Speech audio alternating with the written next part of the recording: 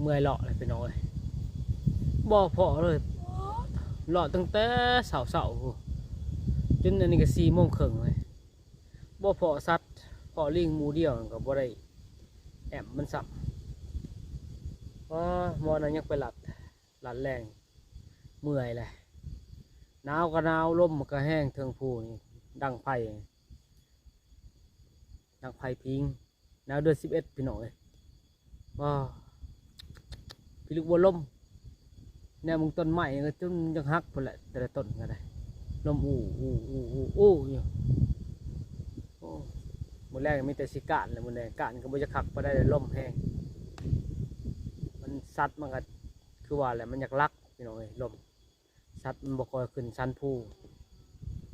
เมื่อยเลยพักผ่อนก่อนบัดนี้มีแต่ต้นแรงก็สิกานเลาะลงไปใส่ห้วยพุ่นแหละห้วยลมพุ่นแหละ